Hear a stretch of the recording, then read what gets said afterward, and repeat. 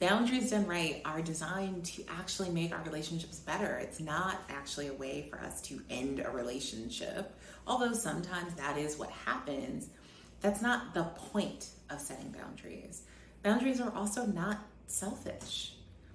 And I think most importantly, what we really kind of need to remember is that boundaries are for you. Boundaries are not actually about controlling other people's behavior. It is actually about saying to somebody, here are the rules of engagement. Here is the way in which I can feel connected to you and take care of myself, and we can have a great relationship with each other and also feel like we are both having good relationships with ourselves and honoring our own values and things like that. Now, if that person rejects your rules of engagement, that person, while difficult and challenging and it doesn't feel good and we really want to make it about them, at the end of the day, the work is yours. If you've said, here's the boundary, and that person is like, I don't care about your boundary, it's actually your job, not theirs, to take care of that. It's your job to say, okay, well, this person's telling me they can't honor my boundaries, so what am I going to do about that? What am I willing to change about my behavior to ensure that my boundaries are going to be honored? A lot of times what that looks like is changing how much time or the ways in which we engage with another person. And that can feel like as if we're punishing people, but it's not. It's really just saying, like, this is how this works. This is how we get to have a good relationship. Because the alternative is, when I don't honor my boundaries, what I do is lay a fertile ground for resentment. And now we have a relationship where resentment is brewing and growing, and often there's passive aggressive or sometimes aggressive behavior, right? And conflict.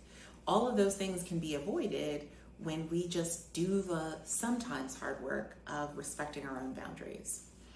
So let's, as an example, let's think about this, right? Maybe you have a friend who, let's make it easy, right? Like, insists on calling you at 7 a.m. They're a morning person. They love to call you on their way to work. They want to talk to you every single day.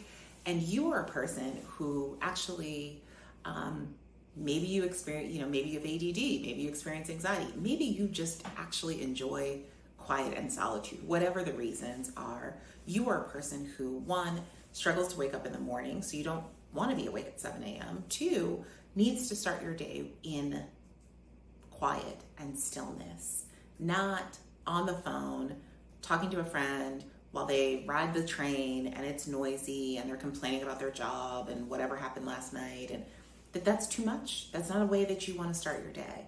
You can say to that person, like, I love that we catch up every day. I love that you think about me every morning.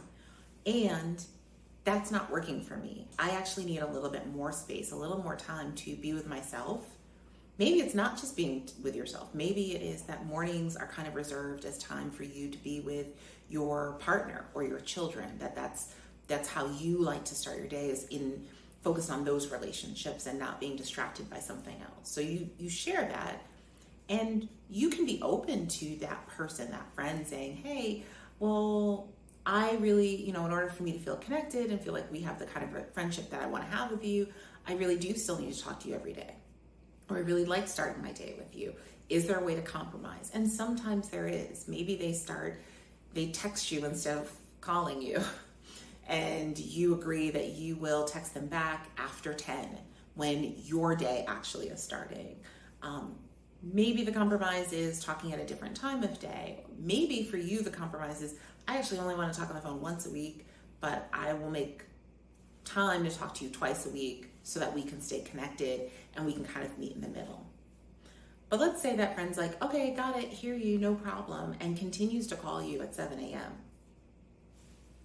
Depending on the quality of that friendship and whether or not you feel it's intentional, you might have a second conversation with that person. In fact, I often encourage at least a second and sometimes a third conversation where you again revisit and let people know, like, hey, this isn't just it's not just about a preference. Like, I'm saying this is the only way for me to feel close to you, right? I'm getting frustrated when you call and then we're not having great conversation. It doesn't feel connected for me because I'm getting a little resentful. What are we going to do to change this? If you've done that 1 time, 2 times, 3 times, that person insists on still calling you, it's not your job to call them and be like, you don't respect my boundaries and da da da da, and go off on them and they're a terrible person, they have to do whatever. It's also not your job necessarily to keep reminding them. Your job is to take care of you. And so it is to say, wow, this, for whatever reasons, this person's really having a hard time with this boundary. What am I going to do to make this work? Now, maybe it's a relationship where you feel like this is one of a multitude of boundaries that are consistently not being respected. And that might change the relationship, right? That might mean having a conversation where you're spending less time. That might mean doing some other things. Maybe it's as simple as being like, oh, I don't answer the phone before 10. So you can call me all you want, but my phone's on Do Not Disturb until 10 a.m. And so I'm not going to get your calls. And that person might just accept that. They might come back and be like, hey, you never answer my calls when I call you in the morning. And then you can remind them like, well, I mentioned to you that was sort of my family time or my personal time or my whatever time. And you kept calling. So in order to kind of respect my own boundary, I have now taken the habit of just keeping my phone on Do Not Disturb until I'm ready for phone calls. Sometimes that turns into conflict.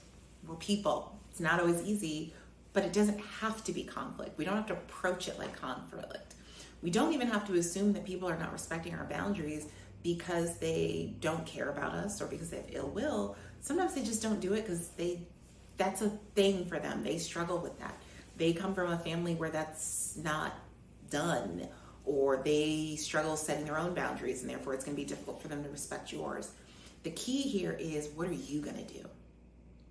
And recognizing that doesn't always mean ending a relationship. It doesn't always mean kicking somebody out of your life. Sometimes it just means changing the dynamic, learning to be different, learning how to have new rules, new closeness or distance with somebody based on their ability to honor your boundaries. But the key here is to remember, boundaries are meant to make relationships better, not worse. And if you remember that, you can approach having these conversations with a really different way.